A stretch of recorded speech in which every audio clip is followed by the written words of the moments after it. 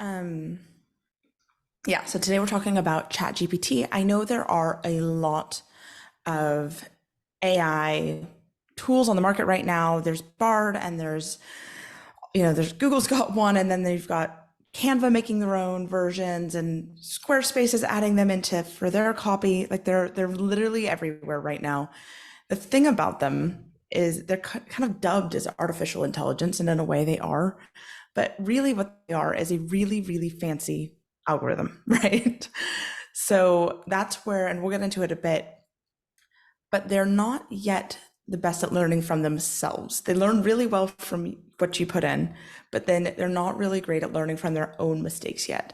And that's, I think, where we're kind of, it's this line between ChatGPT is actually just a language model. It's a very fancy guess the next word software, at least as for, yeah, ChatGPT. And then obviously they have their image version as well, which we'll talk about briefly because they're integrating them. So today we're going to talk about how to make the most of ChatGPT. This is going to be mostly business focused. Obviously, a lot of this can be applied to life as well, but this is going to be how to use it in your business for the most part. Who am I? My name is Ellie McBride. I am, like Rasheen's beautiful introduction, I'm from the US, originally from Oregon, where it's like a lot of trees, two big mountain ranges. It's very, very different here for me. I've been here for 6.5 years. I still miss Mexican food. And I am dog obsessed. I do that for fun. I dog sit. I firmly believe that everyone is techie enough to manage the behind the scenes in their own business. I believe that simple tech solutions can make a massive difference in helping you to free up time, energy, headspace, bandwidth in your small business or in your life. I am a massive believer in outsourcing as and when appropriate. And I think there can be such a negative connotation around that, and it really bothers me. So those are like my pet peeves in life and business. It's what I'm here for. It's my why. Originally, I wanted to be a physical therapist, and I loved that. I loved that it's one of the few places in healthcare that you actually get to see people get better. But in America, that is a doctorate, and that would have cost me $250,000 to get. And by the time I kind of went, I like it, but not enough to spend that kind of money, I had met my husband and realized I needed a job I could do anywhere.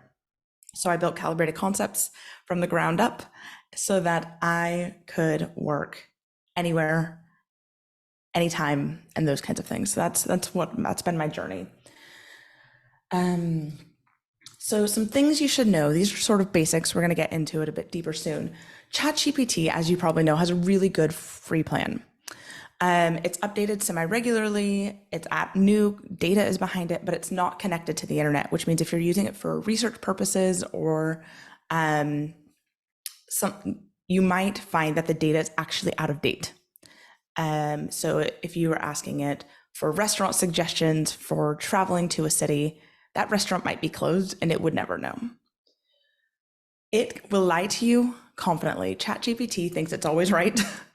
And if it has incorrect data or has maybe pulled something from something that has been maybe discredited, it will just say it like it's fact. So you always have to use your own brain when using this. It's always learning. And by using ChatGPT, you are consenting to training its algorithm. You are consenting to your content teaching the software how to do better, and your interactions with it teaching the software how to do better.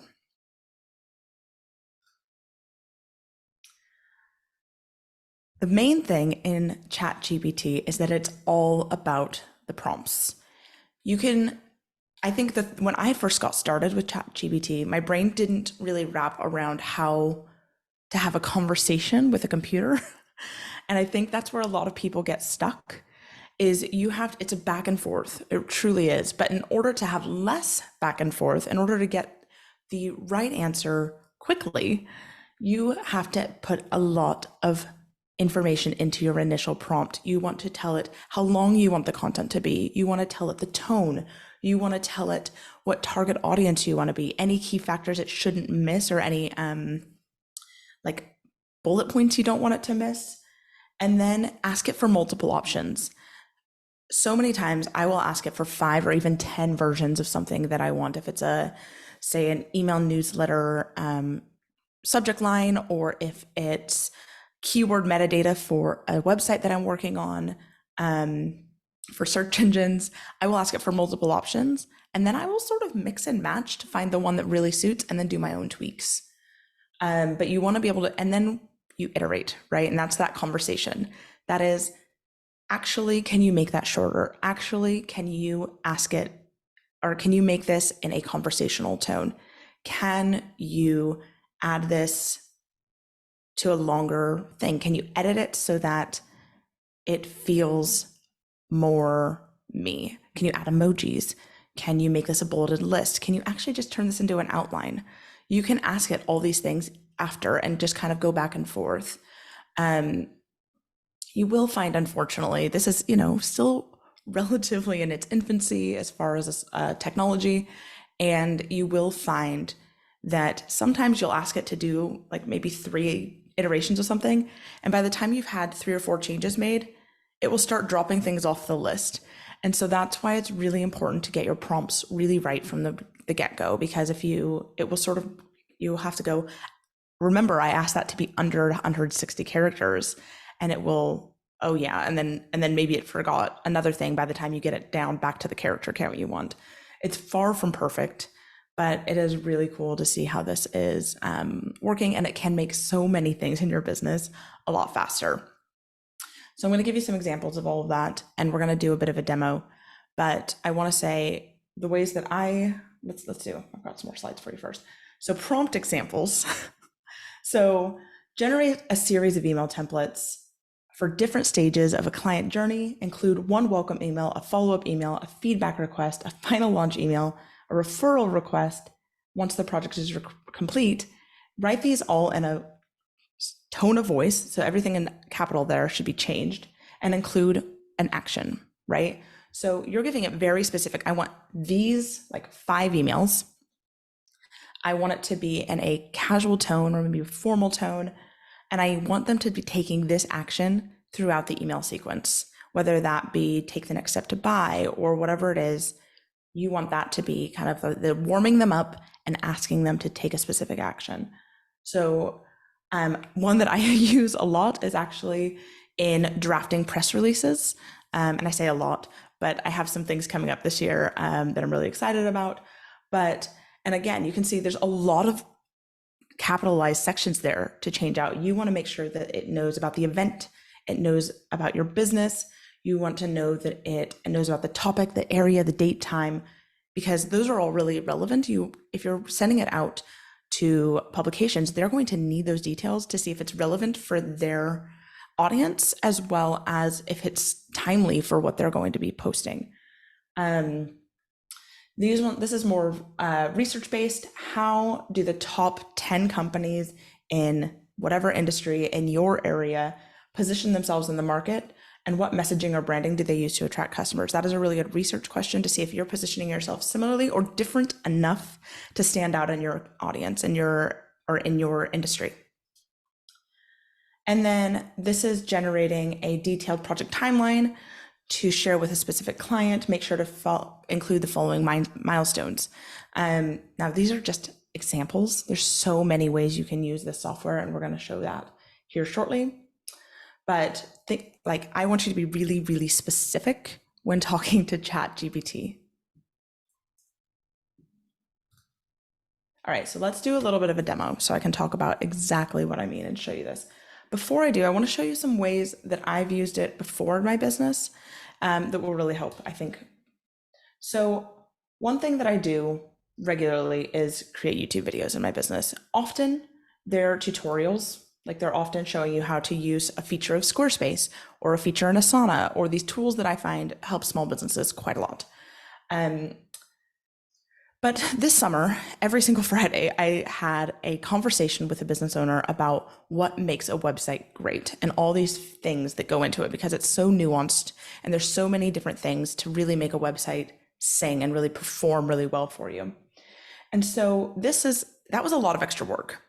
So I worked really well with ChatGPT to title these videos, to create the descriptions, to create the social media posts, and get those all out there. Now, I didn't just go with one. So if I, for example, really quick, if I go back to Jakumo's and I go to this writing assistant, you will see I keep one long, never-ending discussion with Chat GPT about my business because I have first fed it a lot of information about me, about what we offer, about what our values are, about what type of language we use.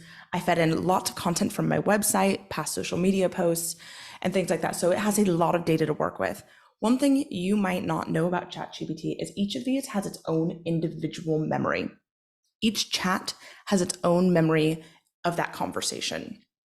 So by keeping this going forever, it means that I can reference things that I've talked about it before. So things that I sometimes create new social media posts about is on a recurring basis is the fact that my freebie in my business is a quiz that helps people to diagnose what is the biggest time suck or sticking point that will in their business and how to move the needle and free up time.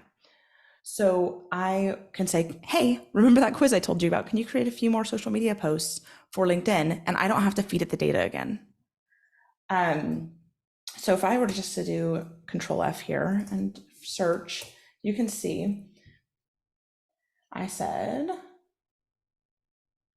please write 5 options for a YouTube live stream about marketing to drive your traffic to your website. Please keep them short and casual. So that was a lot of things. I wanted 5. I wanted it to be for YouTube. I wanted it to be for marketing. I wanted them to be short and I wanted them to be casual. And it created 5. And then I said, I picked this line, this topic. Please write a description for this YouTube video in a casual tone. And then I put some information about the guest for that episode. And I got this beautiful long description. And then you can see I've done other ones. So this is a really common way that I use it, but it is not the only way that I use it. But I want to say this entire 10 video YouTube series, I was able to put this out without a huge amount of extra work throughout the summer because I was able to, for all the marketing and all those bits, have it all ready.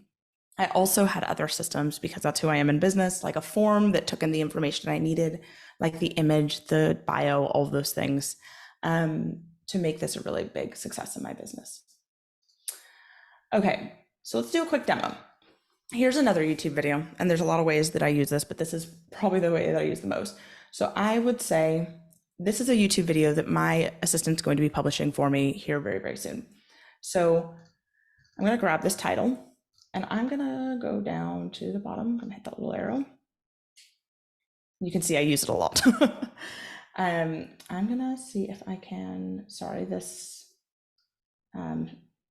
Zoom bar is covering, you can't see it, but I can.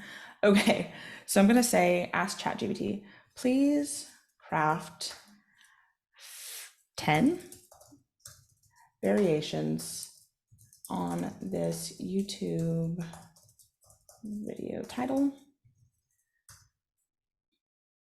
Please make it short, SEO optimized, and use a casual tone.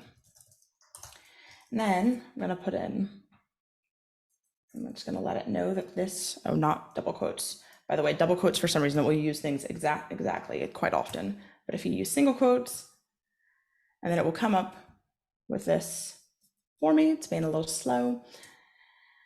And there we go. We've got 6. And you'll see what this is one of my things about it. And I used it anyway in my YouTube live series. But I think personally, I find that it uses quite a lot of Americanized heavy marketing jargon or clickbaity jargon. And obviously we want things to be clicked, but every single video I find says things like unleashed or game changing. So many of these, when I use this over and over again, it uses those types of words. However, this one I love. I love this idea of Loom Magic, 6 small business tips you need to know, which I am going to take and change to Loom Magic 6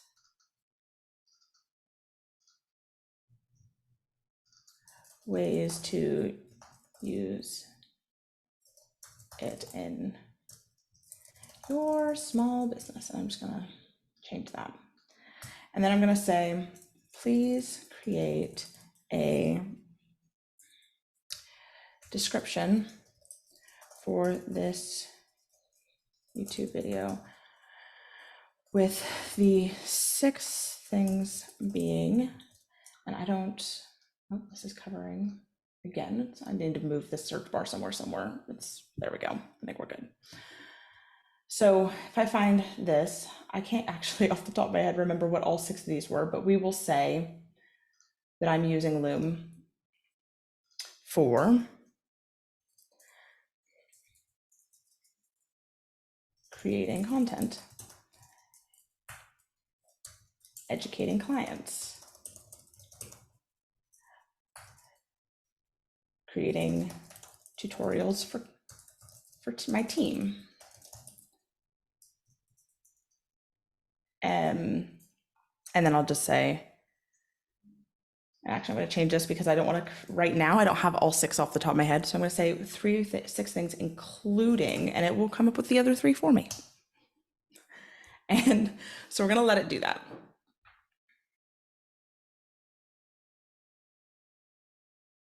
And there we go. I've got my little description. And what I want to do then say, can you make this a bit longer and use a more friendly tone? Can you also create a draft for video sections? We're going to see if it can do that one. I've never tried that actually. My assistant tends to do those. There we go. So that's better. That is a lot more casual. It has some emojis in it for me. It's conversational, right? So there's questions in it. It also has these points, right? And then I would add the other 3 in. So that is how you have a conversation back and forth with Chat GPT. Now there's a lot of other ways to use this, and I'm going to go over a bit more, but you can see Chat GPT has recently had a big update. So I don't know how many of you have tried Chat GPT 4 or their paid plan. However, we're going to go more into that in a minute, but I do want to note that there's like a lot more you can do with this tool. So this is all you can do on a free, like you do not need the paid plan to do any of this, to be having this conversation back and forth. Another thing to note is there is a mobile app. The mobile app has a lot of really good features. You can talk to it. So if you're sort of a stream of consciousness person, or maybe you have accessibility needs, you can, it's essentially just voice to text. It will, the same way that you would do on your phone, hit it, talk to it, it transcribes it to text. So it's still texting Chat GPT, but it's a way that you can do it on the go, or that you can do it with your voice. So the ways you can see that I use it a lot in my business, I use it mostly, I actually have a tendency, because I'm an organization freak, to delete ones that I know I will never use again. So this is the tidied up version. This is the one I used in our last demo, actually. So you can see I asked it for 10 things business owners should know before they start using ChatGPT back months and months ago in May. And then I said, please rewrite this in a casual tone and keep it brief. And it was able to do that so quickly. I think it's really impressive when you ask it to do something big, something like writing a whole blog post, or writing, which I don't do, but because we'll get into it, but you're looking at some maybe ethical things there, or drafting out an entire press release. It can do it so fast. And so it's really, really cool to see what all it can do, but just be mindful of like, having this conversation. Please provide 5 alternatives, or I've put something in and said, I've put in a big description for a position on my team once. I said, can you anonymize this and essentially turn it into a template that people can use for job postings? And it removed all the data, or added in space where it was something specific to my business. Because I also offer a thing that's essentially teaching people how to hire help in their small businesses. So I wanted to add those resources in and not have to take the time to manually adjust it. I find that it's really, really useful for those types of things. Yeah, I use it a lot for SEO for clients. And so what I would do for that is, because I design a lot of websites, I would feed in almost all the content that we've agreed on their on their websites.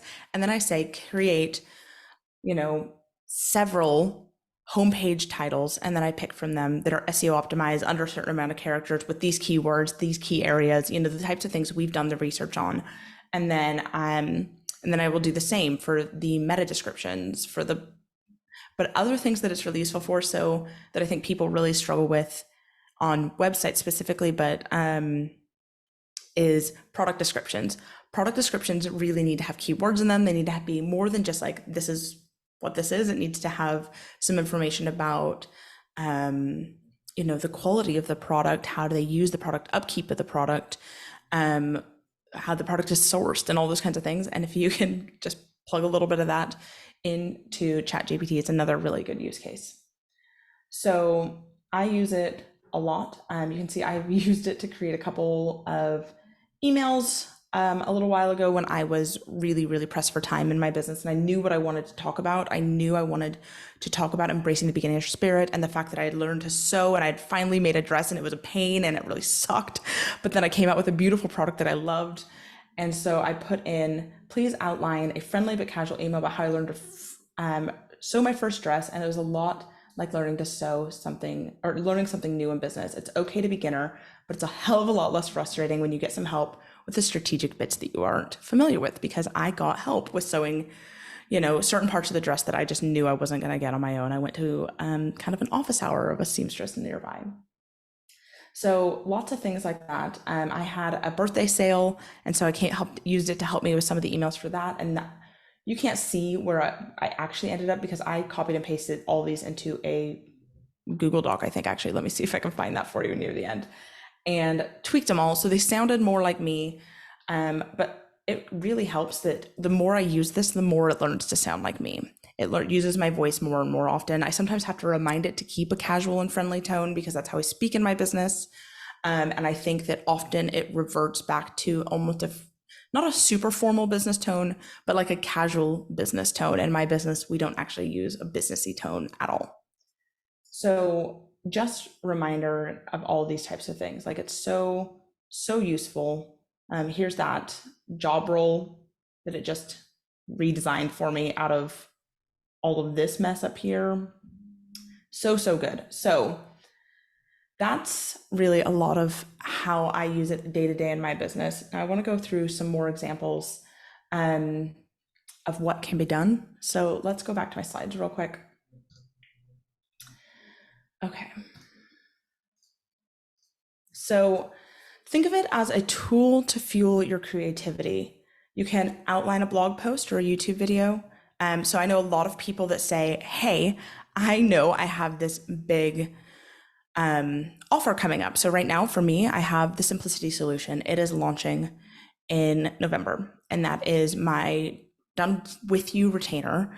And I want to create some content in advance of that to warm people up to the idea. So you can say, hey, I have this thing coming up. Please help me come up with 5 YouTube videos that will help me warm my audience up to this offer and help them feel more educated and ready to purchase when the time comes, right? And then I can ask it then to iterate on each of those videos, or I could do it within the initial prompt as well and have an outline for each YouTube video ready to go for however many things I needed to prepare for this one piece of offer that I'm coming out with. Then you can ask it for, based on those videos, the social media posts, right? So it's really, really useful. I use it a lot to name things. I think sometimes naming things is something that really I find really, really challenging. So when I was naming the Simplicity solution, I went through several I went down Google rabbit holes and was racking my own brain, eventually found and came to Chat GPT. It didn't come up with the Simplicity solution exclusively, but it came up with something like Simplicity Solutions and it was longer. And I went, oh, I love that, like that Simplicity solution idea here. We've talked about it before, but I use it a lot for SEO metadata. If you don't know what that is, it's essentially the page title and page description in a really optimized way so that when you see a website on the big list of Google sites, it's what shows up there. And so it's really key to get that right. Writing press releases, drafting product descriptions, we've talked about, social media posts. Again, if you feed it the right data, it does such a good job with these. I use it for creating LinkedIn posts, especially for content I've already created. So the way that I create most of my social media posts is actually, it either comes directly from my newsletter, which I most times write myself, unless I'm maybe marketing something very specific. But my general newsletter comes directly from me. It's almost like a journal entry. And then, so parts of that go to social media, and I write those myself, obviously. But then if I have created a YouTube video, or I'm trying to promote that quiz, or I've recently been on someone else's podcast, I will sometimes ask it, like, can you craft me a few versions of this social media post? Because I just maybe don't have the bandwidth right now. We've got a lot of client work on. It's really helpful that way. And then again, helping you with research. And that can be around so many topics, travel plans, excuse me, travel plans, or market research in your industry, or information about there's a word I keep trying to say that's evading me, but there's so many ways to use it for research. Personally, I actually don't use it a lot for research. However, because I've only recently moved over to Chat GPT 4 and had the pro version that's connected to the internet, and that's only been connected to the internet as of very, very recently. There's been a bunch of changes since about September 25th, and they're rolling them out kind of slowly, but everyone's going to get them here soon. So we'll talk about those in a moment. But I want you to remember, whether in your business or in life, what Chat GPT doesn't have is authenticity. It doesn't have you. It doesn't have, and this is from one of my favorite copywriters, and so I want to give her credit this, but it doesn't have your experience. It doesn't have your opinion. It doesn't have your ability to make unique connections, both in your brain, but also interpersonally. It doesn't have your personality, and it doesn't have your client results catalog. It cannot offer the same things you do. It's very flat. I guess it's almost like the way that it thinks is very like almost two-dimensional, for lack of better phrasing. And so it's never going to work in the same way that your brain would. Okay, I want to talk about ethical concerns, and then I want to talk a little bit about what ChatGPT has changed, and then we'll do some questions. So, ethical concerns about ChatGPT. There's a lot of cases right now against it for copyright infringement, because in training the algorithms, they used a lot of books and comedians' work and all sorts of things without permission. So there's a lot of people suing ChatGPT for using their work to train AI without their permission. Plagiarism. And so there's actually a lot of debate right now about whether ChatGPT is plagiarism by standard definition. Obviously, it can only really regurgitate what it actually knows, what it's been trained upon. However, it does it in a way that really it doesn't fit the traditional definition of plagiarism, because it changes enough that it isn't, in the words and the language, those kinds of things, that it's not the traditional definition of plagiarism. Energy use. The servers running these things, how much people are using this, it is taking up a lot of energy. It's using a lot of water. So there's some environmental concerns around ChatGPT and similar models of AI and language models. And finally this is why some of your companies have policies against this, is because it trains the data with your data. So if you're using work data or personal data, or maybe sensitive data, client data, I have to be really careful, obviously, when I'm using it for client websites. The good news is what I feed it is pretty much everything that's public, right? It's their website data. It's everything that is public, but I have to be really careful to not put anything that they might not want out into the world into that. So it's training this with your data. So you have to be really confident that you're comfortable with what's going on it.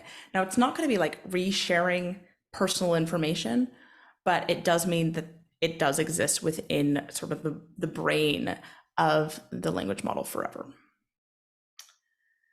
So here's some of these are articles kind of referencing some of the things I pointed out. People suing it. BBC is blocking Chat GPT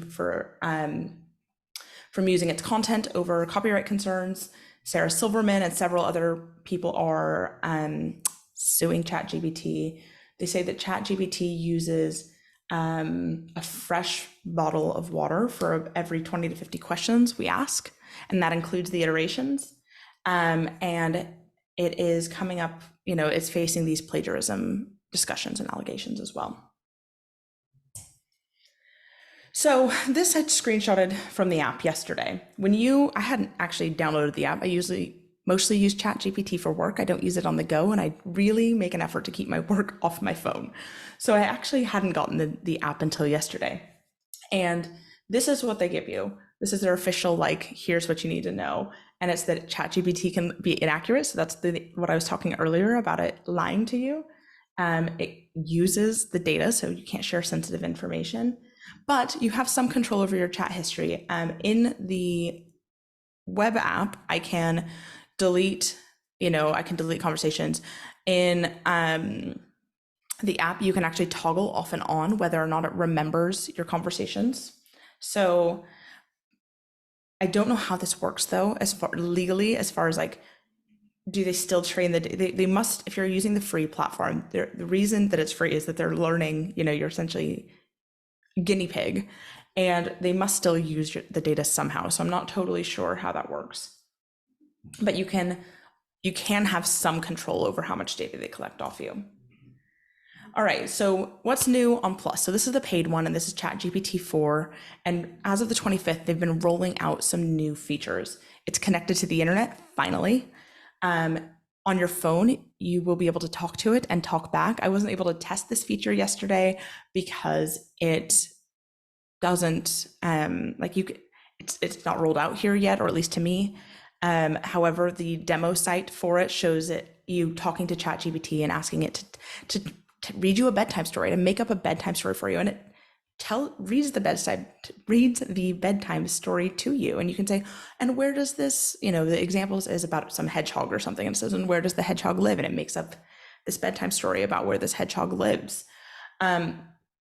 You can choose the sort of like Siri or something. You can actually choose between 5 different voices, which is interesting. You can use photos. The examples for this being shown, again, I don't have this feature yet, would be to somebody's finding Waldo, which is what Americans call Wally, right? So you can put in a photo and say, where's Wally? And find Wally for you. Or, find the person in the red striped top.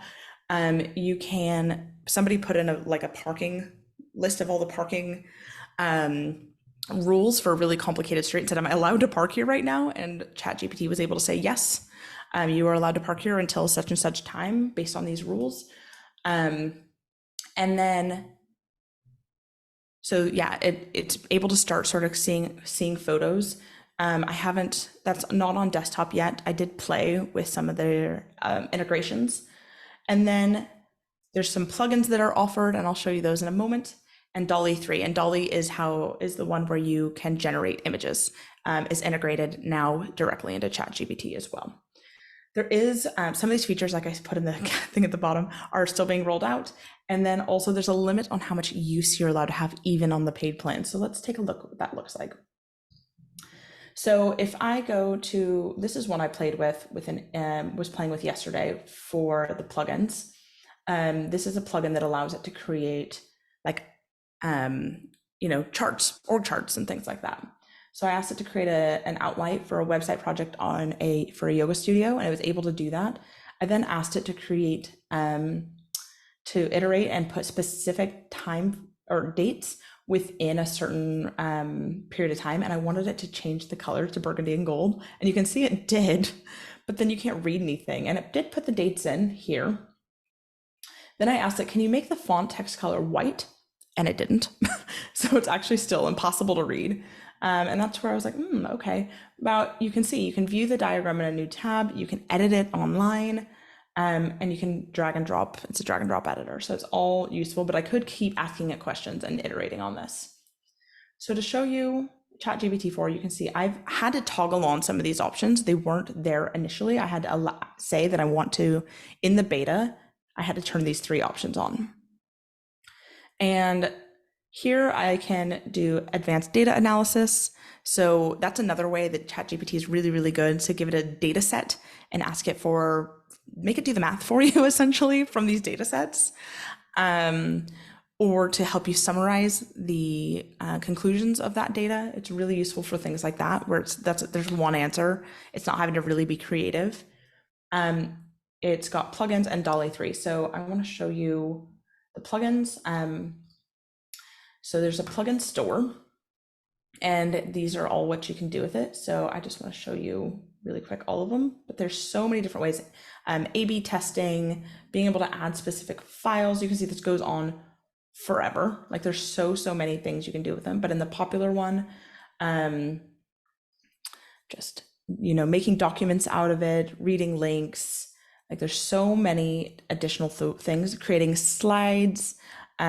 So these are ways that you would probably be able to use this in your business a lot. Connecting it to Zapier is the one that I'm most excited about, because it means you can connect it to pretty much any of your other software tools.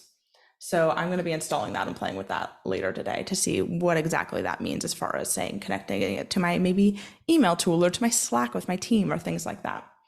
So, okay, well, I didn't need to do that right now. I'm going to go ahead and open up ChatGPT again. And you can see I just keep it in my web browser there to use all the time. Other ways that it's interesting now, a lot of you have probably also played with DALL-E a bit. And so if you go to DALL-E, is it connected to that one now? Yeah, okay. So I can ask it to create an image, right? I can say, I'm from a small town in Pendleton, in Oregon, called Pendleton. It's really known for these native tribal blankets. So if I say in here, please create 5 images of Pendleton Woolen Mills blankets. Did I spell woolen wrong? Probably. Oh, we gotta go. We got some questions. All right. I'm gonna do this really quick. Then we'll do questions now.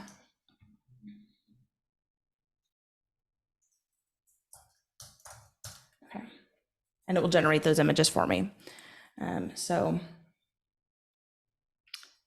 let's do some questions while this generates. So yes, Ellie, absolutely fascinating. Also slightly scary and just what it can do. But I think the importance is how we use it and how we manage it. And I think that was lovely, that using, your own creativity, harness your own creativity using it. So it's how you deal with it. So yes, let's have a quick look at the questions here. So just going to the start, what are the benefits of using single quotes over double quotes? So I don't know. This is mostly from personal use. I found that if I use double quotes, it actually will put exactly what I said back into the answer. So if that's good in some instances, but if you're asking it to iterate on something and you just want to say, this is what I want you to iterate it on, I find if I use single quotes, it will know that to change it. And if I use double quotes, it puts almost the exact same thing back into the content. Gotcha. Okay. Okay, great. I can see. Can you see that? Can you fact check sources with Bard? I've not used Bard. I know I've pretty much chosen to optimize and really learn Chat GPT. Sorry about that. Okay. Most things you can fact check. But it's really going to be a matter of either Googling it or, it's not. But I don't know a lot about Bard. Okay. I said, hi, Ellie, you touched a little on ethical concerns with Chat GPT. Could you expand on this a little more? I think that was probably before I got to the point of expanding on that a bit more. If you have more questions, yes, that probably was, yeah. That thing about water, about it using water is incredible. Just server use, anything that is that heavy, using that much computing power. Uses, that's incredible, actually. Sylvia Dara is asking, can I ask where you put all the initial information about yourself and your business? Did this go into new chat, or is there a place on the site to input that info? No, you will create a new chat, and then I literally, so for example, let me try like a recent website here because it won't have as much data. You can see I put in, I'm going to tell you a little bit about Center Result. So I tell them I'm pretty much just giving you data right now. And I give a bit of a summary. And then in a lot of cases, what I would also do is then feed in lots of data copy from the website. And then I would start asking it questions and then iterating on those questions. Okay, actually, that's not true about the business. This is true, those kinds of things. So, but I always start everything off by just putting in a lot of data first and then starting to ask it questions. And you'll notice sometimes as you put in a bunch of data, it'll start to think that maybe it should do something with that. So it'll say, oh, thanks for that. I will, and then maybe summarize it for you. And you're like, great, but that's fine. It's got the data. Like, that's what you want. Okay. And you Okay. can rename the chats. So these are all renamed for my ease of access. Right. Okay.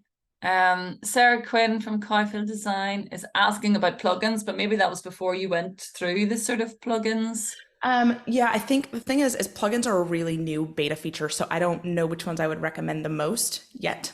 However, I'm going to really play with Zapier. I really want to play with creating slides. However, I do love Canva, so I probably won't keep them anywhere. But there are a lot of plugins that I want to play with, but it's still in beta. Okay, because I think it's probably worth us doing at a later stage once you know that the paid version and you're starting to use that, is come back and do a more advanced session, Yeah, in a well, few months' a time, lot of isn't these it? features are still so new and so Yeah, being it's still rolled so out. new. Okay. And the examples, this is going back to the yoga thing, and the examples of the charts you have for the yoga project, what format do they send the chart to you in? Can you download it and edit, or is it an image file? Okay, so for this chart, it's actually, you can see you can view it in a new tab. You can actually edit it like this. I can redesign. This is all sort of essentially code, but I can do that. Or they actually also give it to you in a drag and drop editor. So they actually give it to you in multiple formats that you can use. And then you can download it. If this is going to make me sign up to be able to do any of those things, but you can download those. You can copy and paste things. You can screenshot it. Oh, and one of my other, sorry, really quick things that you should know about ChatGPT is you can actually share chats. So when I create these SEO chats with for a client, I go ahead and I share it with them at the end. And it means that they can keep asking ChatGPT questions about that thing if they want to change things. Oh, that's a really interesting feature. I didn't realize that. That's very useful. Yeah, another just thing before I went is, you see the way you were talking about, you create the run of all your business stuff. If you were doing something on a personal level because you wanted to get a feel for you, do you need to do that in a different window, because that might mess up your? Yeah, so if I were doing things personally, I wouldn't actually probably use the same one as the CC is my business's initials. Yes, yes. So I would start a new chat Start a called new chat. I think Ellie that's, something. yeah, Yep. yeah, because I And have mixed up personal and work, and that's probably not a good idea. And Catherine Martin is launching a new 12-week menopause program. In January, I will be using social media platforms, running the marketing campaign herself. How do I get a strategy and to-do list so I can start this campaign in the next 2 weeks? Can Chat GPT help me with a strategy? you can ask Marketing it. idea? It's very good at those kinds of things. You can literally type in like that. I would say, I am launching a program on, menopause as of January 2024. What all do I need to do in advance to make sure people know about this offer? And it will give you a good, you're going to want to create it'll probably come up with, and this is what's in my head, but I would say it'll come up with something similar because it's funny that way. But you're going to want to create some content in advance. You're going to create a sales page. You're going to create some social media posts. You're going to have to do some sort of, preview for people, all those kinds of things. And it really Create a will sort help. of a little plan, but you maybe add in your geographic target area as well, because that might, Exactly. As much Northern Ireland, or is it? information as you Yeah, can give it yeah, about what you're aiming for is going to help. yeah. Excellent. Okay. Lynn Elliott, where have we gone? Lynn, what is the feedback from professional writers, like copywriters and journalists, about the quality of the work generated by Chat GPT? I'm sure, yes, there's a bit in the industry. Is there a bit of annoyance about, you know, Yeah. it? So yes and no. So obviously the industry, it's why there's a writer strike. It's part of why there is like other versions of AI is part of why there's an actor strike. Like in America, like Hollywood was on strike for a long time because of all of this, right? Um, Most copywriters that I know in the online business sphere really feel like it should be used with for research more than actual content or copywriting. Mm. Using it to help you brainstorm, use it to help you outline, but not actually to create your content. And the Write main your reason is content, it's yeah. gonna make you sound like everybody else because that's Well, what it you see, does. as I haven't done A-level English, when I first heard of this, I was disgusted because your writing is your writing. Yeah. It would actually means more people can write like you or that. Yeah, and But you can optimize. Like you can see over time, I have got it to sound more and more like me, I but it's think, yeah, never gonna get it fully yeah, but I right. think that was interesting that you're putting in, make it a conversational tone, or I think that tone is a real big learning, actually, how you can create it to be as like you as you can.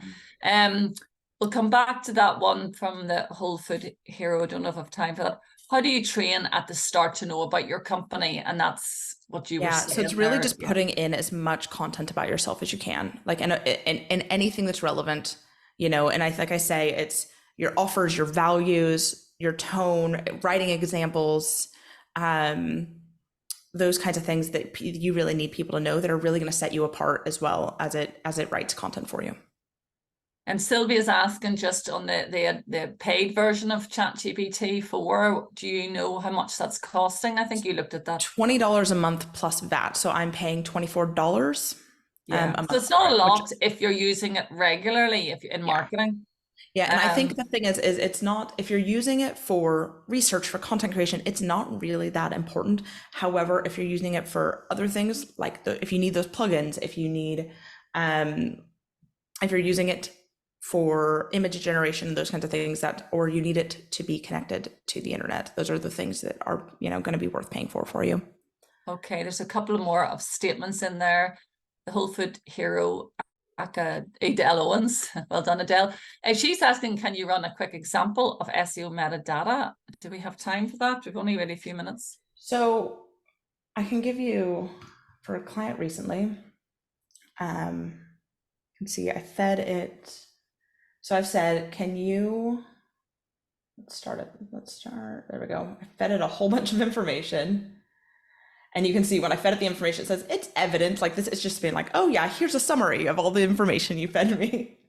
And then I said, can you please provide 5 homepage titles for this? And I should have probably said 5 SEO optimized at this length, but I kind of know what I'm looking for at this stage. And then I said, can you please create 5-page descriptions? This is probably not my best example, but I was able, because I'm asking for 5, I kind of know what to take and leave. Let's see if I can, maybe one of my earlier ones when I was a little more specific. But I'm asking it for lots of examples. Let's see, can you please generate 10 meta tags for a homepage of Native Circles art website? Actively describe the content of the page and include Ireland because I want it to be local. Meta tags should be unique, create 160 characters or less, and should not contain repetitive information. So it's a really specific Very prompt. good. I think And then that's the learning, just how you make it very specific.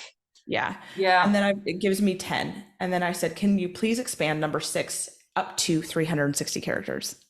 And so it did for me, right? And that's because I needed a longer description for that.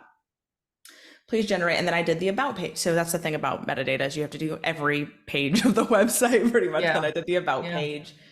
And then you can see, sorry, please generate those again with the below content in mind. Because I was like, oh, it's not done a good job with that. I need to feed it more content. And so I put a bunch of content from the about page in, and then they gave me 10 more. And I said, please expand number 9, because that's the one I liked. Okay, fantastic. Patrick, would you just fire up our QR code for us? We're just going to round up here. Conscious it's coming 11 and people might have other meetings. So look, that's just a wee evaluation, guys. We'd love your feedback if you think it'd be worthwhile doing a more advanced session later in the year or in the new year. Let us know. Ellie, I think that is a massive amount of content you packed in there, and I really love the demos. Really do help learning so much rather than just slides of how you do it. I think is so important for everybody. Loving that there's other versions, because I was asking you yesterday about audio, and for some people typing is a very slow thing, so being able to do audio as well. is a Yeah, massive really, it's benefit the app right now that allows the audio, but there are third-party plugins that allow you to do it on a that you computer too. allow you to do that. Yeah.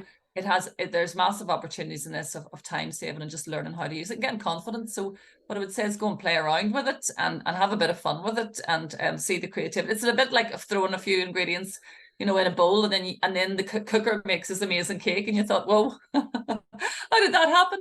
So I think fantastic. So look, guys, Ellie is on. It's Calibrated Concept. You can, I'm sure, connect with her on LinkedIn or through her social media as well if you want to chat to her anymore. And I think that's been a fantastic And just session, Ellie. one last thing, Katie, and because I think it's a really valid question. When in all those prompt examples I gave, the sort of things that you should change were in caps. They don't actually need to be in caps when you type them in. Like, so just a thing. Oh, Somebody had okay. asked. Brilliant. Brilliant. Okay, guys, so we're gonna finish up there. It's 11 o'clock, and you can watch the recording at any stage as well. It will be up on our website. So thank you very much.